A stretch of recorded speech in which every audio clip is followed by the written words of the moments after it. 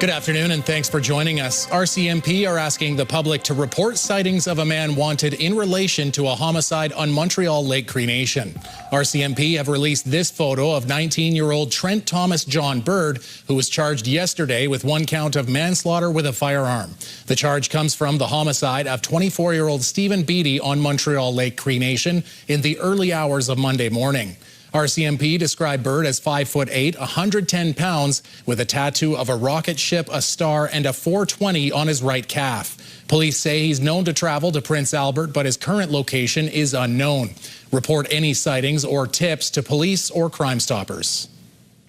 RCMP are still looking for the suspect while community leaders continue to call for government assistance following Monday's shooting death in Pelican Narrows. This afternoon, the RCMP released video of a male suspect in the shooting that left one dead and one injured. A previous suspect that had been arrested was released without charges. The deceased has been identified as a 28-year-old woman, and the injured victim is an adult male now in non-life-threatening condition. Peter Ballantyne Cree Nation has identified both victims as band members from Pelican Narrows. I can't speculate again the reasons why they released the suspects, but it's very disheartening to know and very troublesome for our community while they're in a state of high alert, right? They're traumatized with the incidents that happened. Peter Ballantyne Cree Nation says it continues to reach out to the RCMP, the province, and the federal government about filling vacant RCMP positions in Pelican Narrows. Two men on trial for human trafficking will have to wait until August to learn their fate. Mohammed Masoom and Sohail Haider are accused of trafficking a Bangladeshi woman to work in restaurants in Gull Lake, Tisdale, and Elrose in 2023. Masoom is also charged with 3 counts of sexual assault. The woman cannot be named because of a publication ban. The trial was held at the Rosetown Elks Hall but moved to a Saskatoon provincial court today for closing arguments. The Crown argued the woman was psychologically controlled and abused for cheap labor and financial gain. The defense argued she fabricated her allegations in an effort to remain in Canada. The judge has reserved his decision until August. A 27-year-old man will spend 13 years behind bars for a fatal shooting at a Saskatoon motel. 20-year-old Matthew Brabant was shot at the Riviera Motor Inn on Avenue B South during the May-long weekend of last year. He later died in hospital. Lawrence Opikapu pleaded guilty to manslaughter with a firearm as well as weapon and probation-related offenses. A judge sentenced him to 13 years in prison.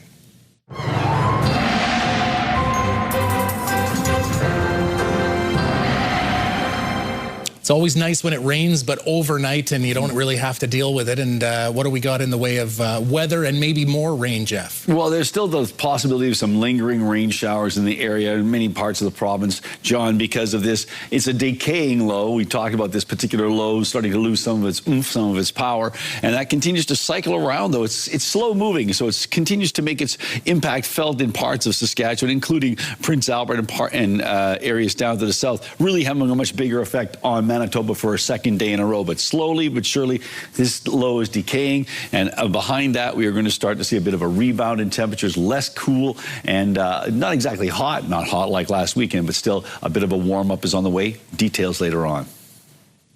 Many of the evacuees from the wildfires in our province are in the process of returning home. The SPSA says the Lobstick fire is now 80% contained, with all evacuation orders in the area lifted. Residents of Red Earth Cree Nation escaping the Cayford fire can also return home. While today was encouraging news for people impacted in impacted areas, experts warn it's still early in the wildfire season. For the north in the forested area, it looks like it's going to be hot and dry. So which is a concern for us, which means more wildfires and also aggressive wildfires. So we'll be monitoring and looking at our forecast quite regularly, which we always do anyway. But that's definitely on our radar. The SPSA announced the provincial fire ban, which includes ATVs and UTVs, has been lifted.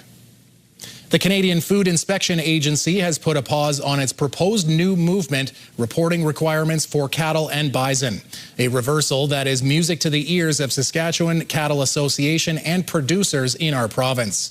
The current requirements for cattle and bison require the animals to have an RFID tag to track where they are raised, but the proposed new regulations would see the animals tracked everywhere they go throughout their life cycle, something that the Saskatchewan Cattle Association says would be burdensome on producers. We went about the province and had town hall meetings, and it was pretty clear from our producers that they did not want to see the proposed regulations going forward. We relayed that message to the Canadian Cattle Association as well as CFIA, and so we were grateful of the announcement they come with yesterday.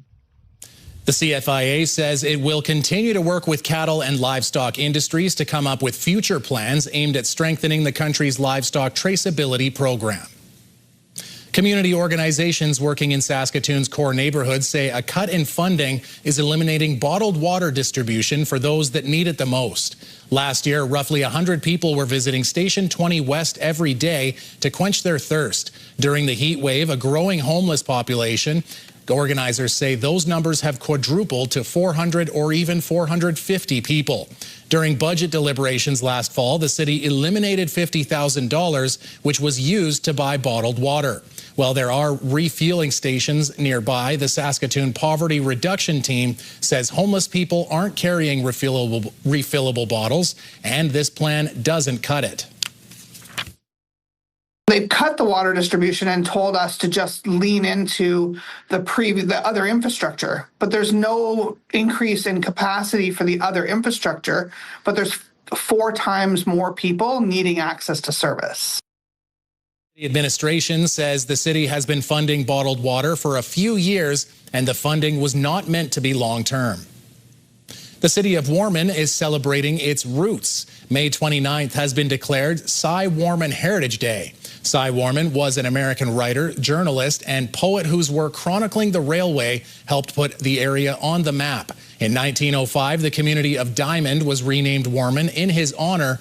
More than 120 years later, his descendants have come from across the United States for a family reunion and a chance to visit the city many have spent a lifetime hearing about.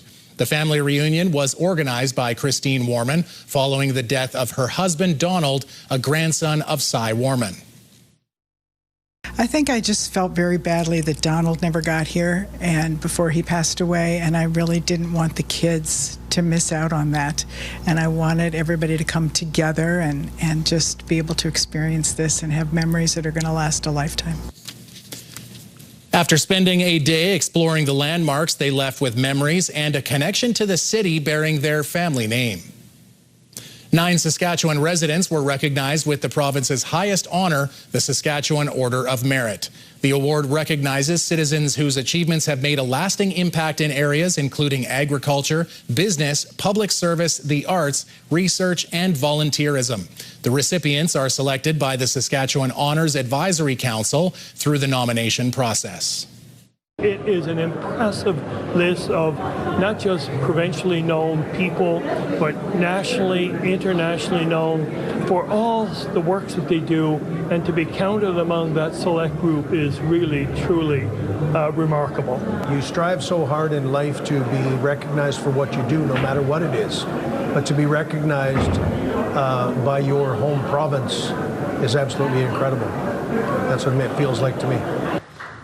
Since its inception more than 40 years ago, nearly 300 Saskatchewan residents have been given the Order of Merit. When we come back, Theatre in the Park is coming back for a 5th year. Jasmine Pelche previews Color of the Town this Thursday at Kinsman Park.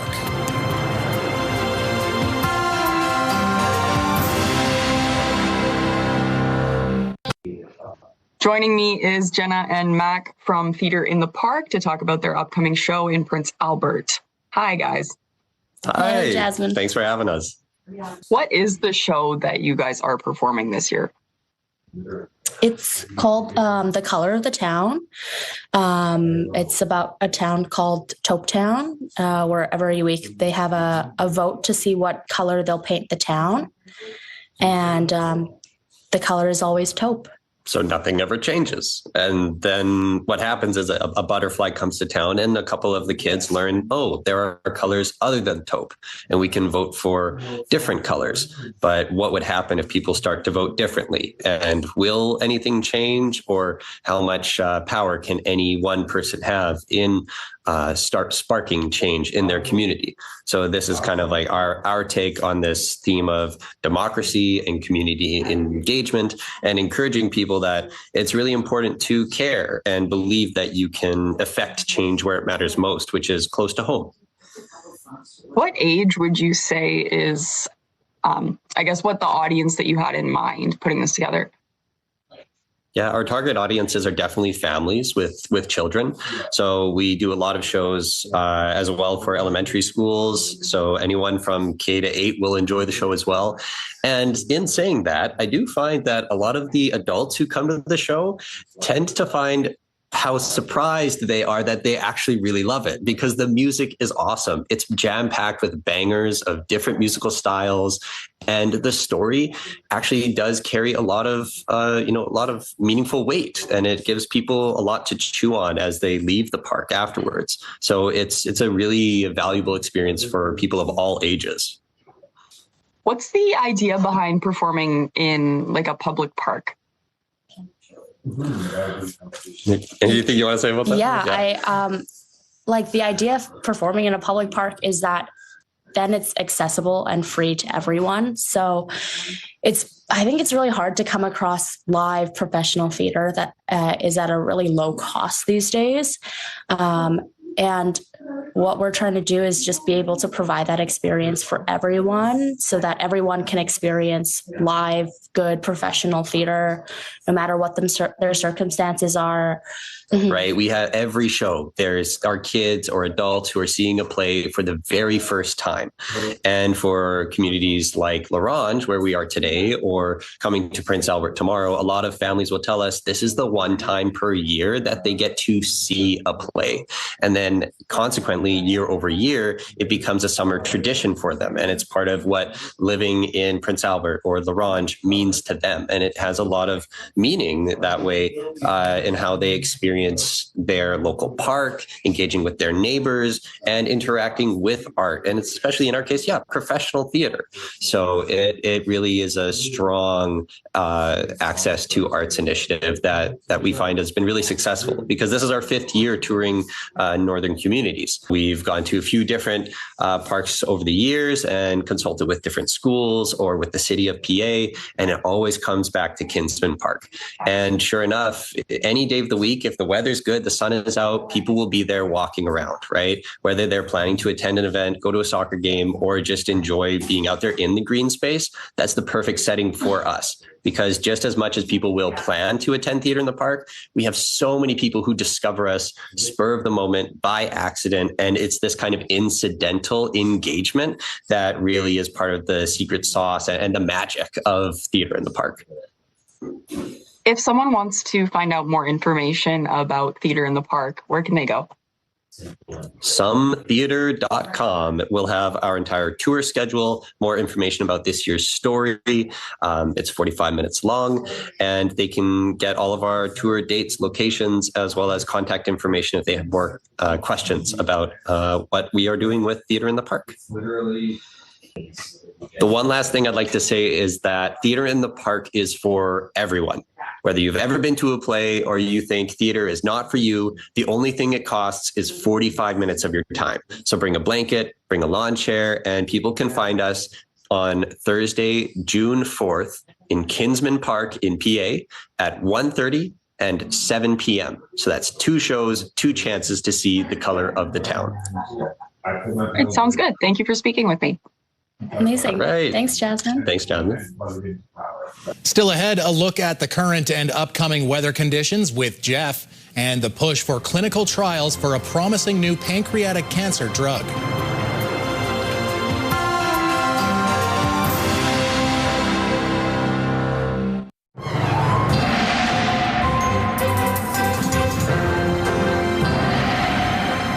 Jeff, we were just laughing about talking about homework, and you've obviously done your homework. You had a look at the weather conditions. What do we have in store? Can I get an extension? Okay. Yeah, the homework is telling me my cursory look at the forecast tells me this. There we go. I jumped too soon in terms of trending to the side here. As you can see, we've got this delayed, the decaying low pressure center. It's been the cause, or certainly the center of much of the rain that we've been dealing with over the last 2 days. Well, it's slowly decaying and slowly moving to the east, so ultimately making its way into northwestern Ontario, impacting Manitoba again for a second day. Not as significant in Saskatchewan, but still some rain in Saskatchewan. So that's how things are setting up across the Prairie Province. It's actually a fairly nice dry situation for BC until starting probably Thursday night into Friday, and then maybe a bit of a wet weekend there in that respect. But let's take a closer look and see what's going on with our futurecast. I'll just step back a little bit so we can get a better look at this. So the low moves off, and as I say, sort of decays. It sort of makes its way into northwestern Ontario.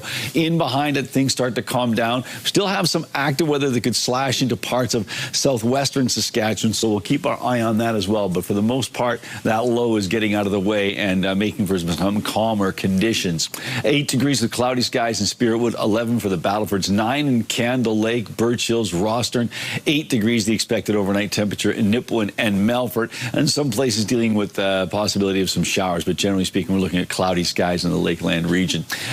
Taking a look at tomorrow, though, not much of a temperature range here at all, just basically a 2-degree range, sort of all pretty much clumped in around 18. But specifically, we're looking at mainly cloudy conditions in Spiritwood at 19 degrees. Ditto that for the Battlefords as well as Candle Lake. Birch Hills and Rostern, we've got ourselves mainly cloudy skies and 18 degrees. Nipawin mainly cloudy and 19, and 17 degrees the expected daytime high in Melfort tomorrow. So those 19-degree temperatures closer to seasonal. Everyone else just a little bit below seasonal. A closer look at what's going on in Prince Albert. So tonight, slight chance of showers, a risk of a thunderstorm, maybe some local smoke in the area, winds out of the northeast at 10. And then as we roll into tomorrow, we have 18 degrees for a high, so a couple of degrees below seasonal, mainly cloudy conditions and winds out of the southeast at 15. And the 7-day forecast for Prince Albert and area, well, look at that, jumping up into the 20s again. 24 on Friday, 23 on Saturday, 20 for Sunday, 22 on Monday, mainly cloudy days from Friday through Monday. And then Tuesday, yes, there's clouds, but those clouds come with a chance of showers, and that's true of Wednesday as well. It's just a slight chance, 30%. 22 for a high on Tuesday, and Wednesday, 19 degrees. I got a feeling that we're going to want to use our time machine and go back in time when it comes to about Tuesday or Wednesday of next week, Jeff. But let's use that time machine and check out some old school classic sports moments.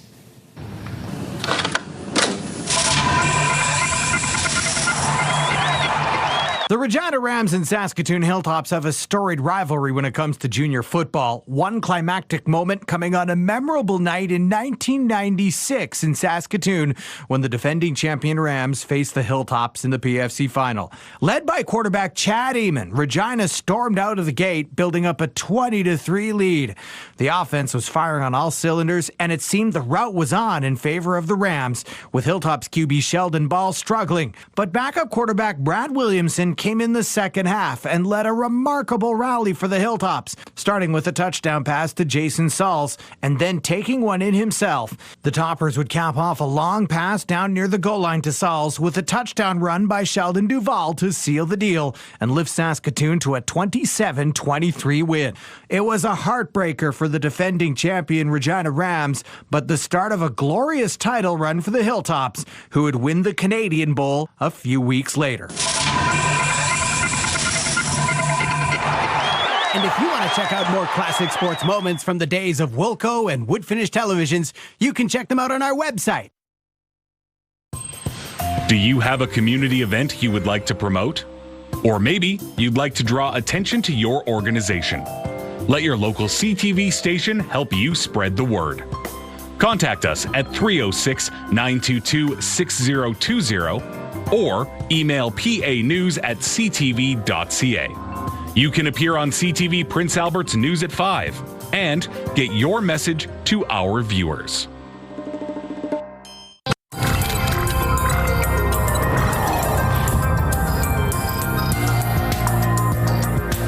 The head of pancreatic cancer at Princess Margaret Cancer Centre is hopeful clinical trials will begin soon for a pill which could double patients' survival time.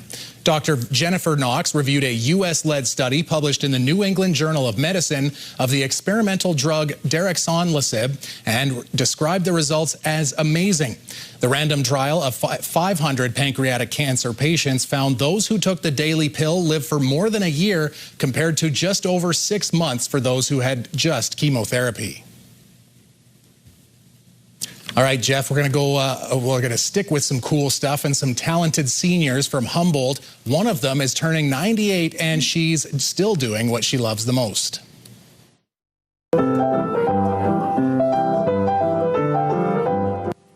Joan Jackson's piano skills are the heart of this seniors band in Humboldt. She moved into the residence 4 years ago and quickly made an impact, helping elevate the group with her decades of musical experience. Jackson learned piano from her father, earning her grade 12 in music, and taught students for many years. Today, she plays entirely from memory because she's visually impaired and can't read the music anymore. Other band members say Jackson encourages others to enjoy the music first and foremost. Being here in Caleb has been a wonderful way to finish my life off. We're having a great time, and you saw them today. They enjoy music too, so yeah, it's been great. As she approaches her 98th birthday on June 28th, Jackson says she feels fortunate to spend her days playing alongside friends and sharing the gift of music. The band practices weekly and performs for residents once a month. And Jeff, if I took away your scripts, do you think you could get through an entire cast? Huh? Yeah, I don't think so. Don't do that by memory, but that is amazing, and we should all be so fortunate to be in that great shape and have that full of life as we reach a century of age. So that's pretty impressive. Absolutely, and we should consider ourselves lucky, or anyone who's heard her play probably consider yourselves lucky as well. Some pretty impressive music there, no question about it. There you go. You bet. National news is coming up. Thanks for watching.